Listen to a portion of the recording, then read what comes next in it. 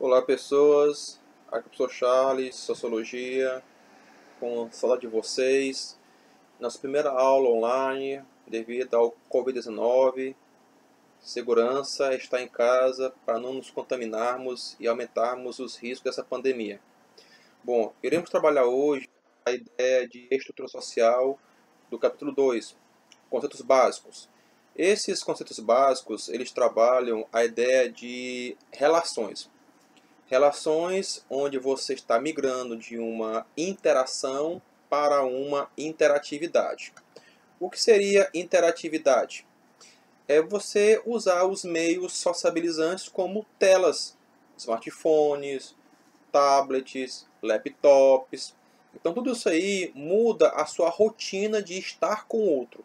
Veja, o estar com o outro não tem muito a ver com distância física, mas muitas vezes com situações, ou seja, conjunturas. Olha a questão. Já se questionou sobre por que a personalidade das pessoas muda nas redes sociais ou virtuais, que é o caso citado, por não ser presencial, não ser olho no olho? Perceba que quando você está no olho, você tem uma dinâmica. Quando você tem uma tela intermediando, você tem outra dinâmica. É muito comum vocês, mais jovens, nascidos do século XXI, século que já nasceu dado a muitas tecnologias, você ter muito mais interesse em dialogar por aplicativos do que fisicamente. Bom, perceba que a ideia da web nos ajuda e também nos atrapalha. Tecnologia é isso, era para nos facilitar, mas às vezes nos atrapalha. Ora, ela pode expandir nossas relações sociais, ora ela pode ser um esteio de agressões, conflitos. Olha a ideia de tribalismo. Na antropologia, o tribalismo é uma questão pitoresca e distinta sobre povos que preferem estar no naturalismo. Só que para muitos sociólogos, a ideia de tribalismo nas redes sociais é negativa. Por quê?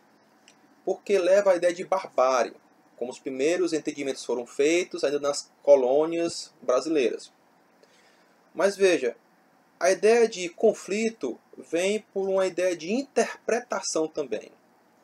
Se imaginarmos que podemos ser vítimas de agressões ao publicarmos coisas, comentários, vídeos, imagens, redes sociais, estamos também confrontando o nosso livre pensar.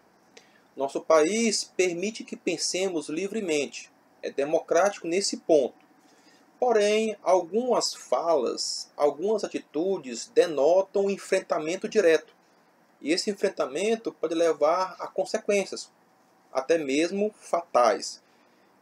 Não é de hoje que acontece que pessoas publicam artigos científicos, os cientistas, exemplo disso, e são vítimas de agressão porque não agradam uma elite ou quem esteja interessado em lucrar com o que seria o oposto do que eles estão concluindo. Exemplo, ontem, em matéria exibida, ontem, dia 17 desse mês, foi exibida uma matéria que trabalhava a ideia de que alguns medicamentos aplicados na ação de minimizar os danos do Covid foram, pelos cientistas, descartados. Por quê? Porque eles tinham muitos efeitos colaterais e não respondiam de imediato ao que queriam ver os pesquisadores, ou seja, uma melhora clínica. Isso desgostou muita gente, gerando agressões, perseguições até familiares desses pesquisadores. Uma questão irracional, na verdade. A ciência ela tem modo de operar e ela trabalha com silogismo, ou seja, com categoria de pensamento organizada de maneira eclética, de maneira estratégica, com minúcia.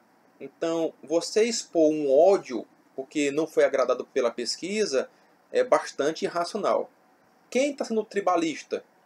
As pessoas que sofrem ou as pessoas que agridem porque não gostam do que estão lendo, ou vendo ou ouvindo? É uma questão. Temos a ideia de que como podemos reaprender as técnicas de cooperação que nos permitiram chegar ao consenso de evoluir enquanto espécie. já que esse conflito virtual ele existe e ele é propagador de algumas dinâmicas que não são benéficas ao corpo social. Ora, algumas falas são muito depreciativas. Elas mostram que o ser humano tem que evoluir ainda no seu comportamento com os outros. Mas já era para ter ocorrido, ou pelo menos ter se mantido estável. Entretanto, a ideia de você estar chegando em um meio que não é seu, tipo o meio virtual, faz com que você altere alguns pensamentos e rotinas. É muito comum você ter a expressão dois pesos e duas medidas. Comportamento físico social é um, comportamento virtual é outro. Mas é a mesma pessoa, é o mesmo indivíduo. Então o que é que justifica essa diferenciação tão grande? Bom, às vezes pode ser uma questão de oportunidade. As pessoas queriam falar fisicamente o que querem, mas não têm a coragem, ou então respeitam bastante o outro. Mas a telinha, ela cria um espaço de segurança, mais ou menos. Então você pode falar à vontade sem ter a agressão imediata física. Agressão é agressão, não é recomendado, ok? Outra ideia é a forma como estamos interagindo e a forma como a tecnologia media isso. Veja que pessoas tímidas às vezes encontram na tecnologia jeitos de superar a timidez. Há muitos canais onde você vê que jovens que têm um comportamento mais recluso na sua vida familiar são grandes propagadores de conteúdo. Elas formam opinião, elas expõem coisas que outras pessoas queriam expor, mas não têm a habilidade ou então a criatividade. Então tudo isso aí permite que você tenha um ganho, um somatório. A vida é somatizada, já dizia Pitágoras, não é isso? Você calcula as hipóteses, os eventos e tenta fazer uma subtração do que você teve com as eventualidades. Claro, uma aula online, ao vivo, ela tem surpresas. Uma aula editada, ela tem um rigor mais técnico. Mas ambas as atitudes, ao vivo e também editada, ela mostram que aquele indivíduo de comportamento anteriormente restrito tem habilidades e capacidades de interagir socialmente de maneira expansiva, mas não tinha o meio ou não tinha a confiança do meio. Através da telinha, adquiriu essa confiança e, por conseguinte, pôde se soltar, se pode se dizer essa expressão. Bom, a ideia de interagirmos pelas tecnologias gera novos espaços de expressão e manifestação.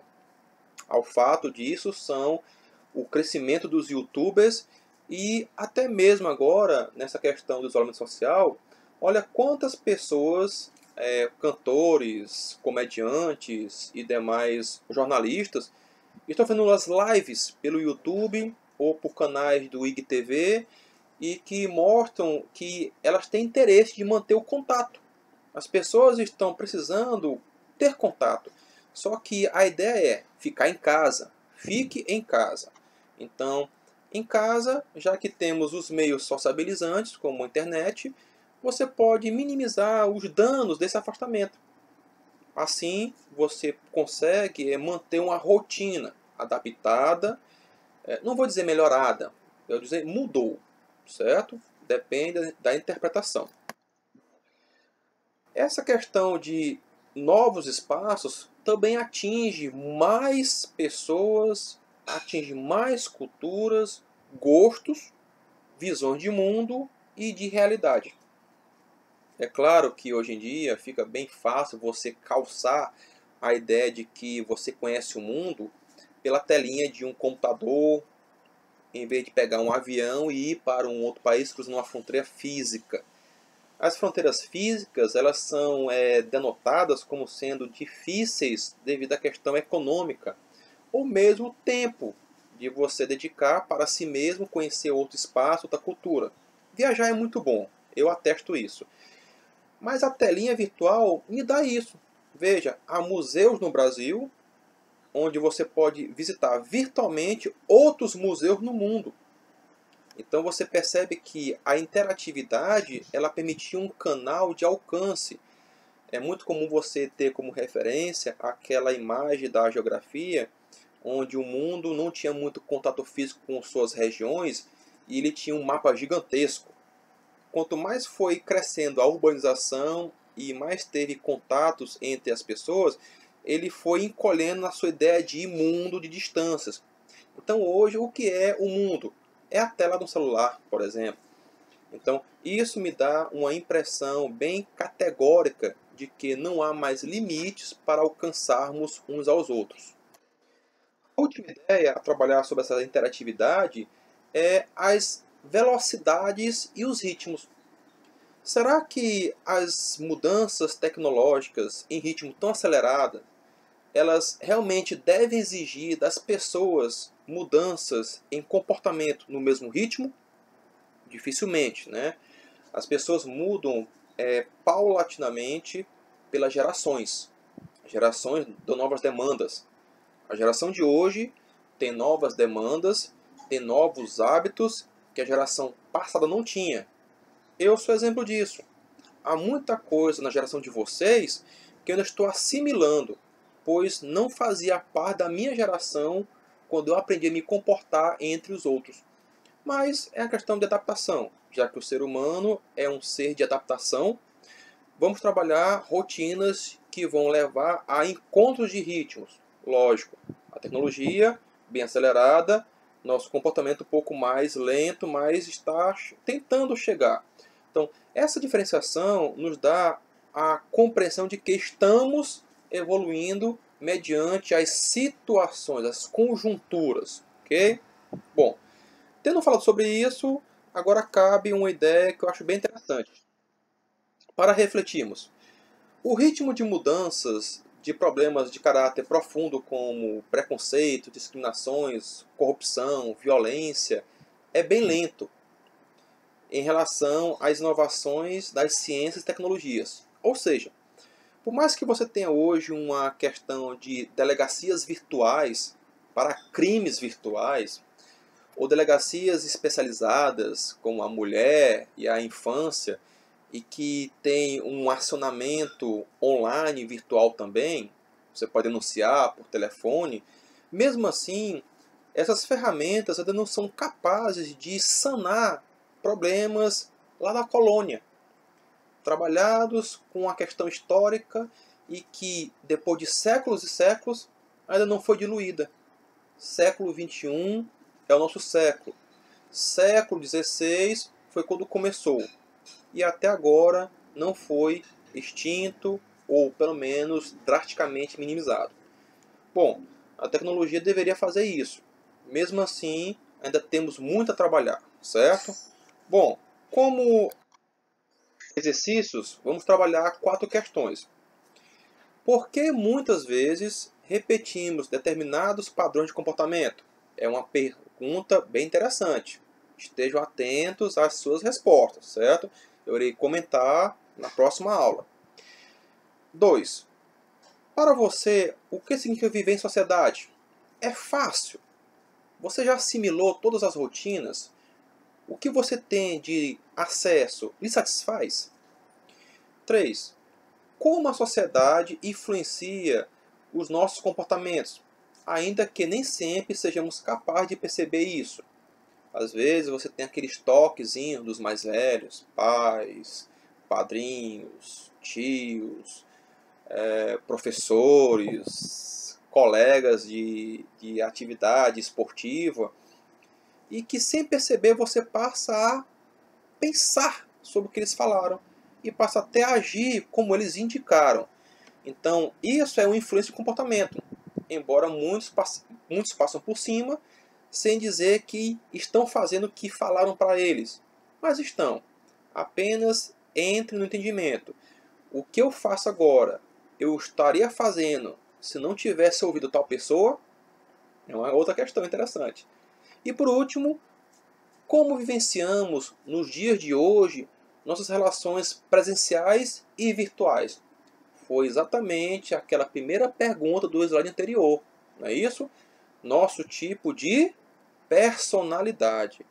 Porque temos a ideia de 2 pesos e 2 medidas, ou seja, trabalhamos de um jeito no meio presencial, trabalhamos de outro jeito no meio virtual. Isso é saudável? Isso é permitido? Bom, ilegal não é. Mas será que só a legalidade responde por essa permissão de limites? Pense bem, às vezes você está agindo em um campo que desconhece e só está agindo porque você está naquele campo.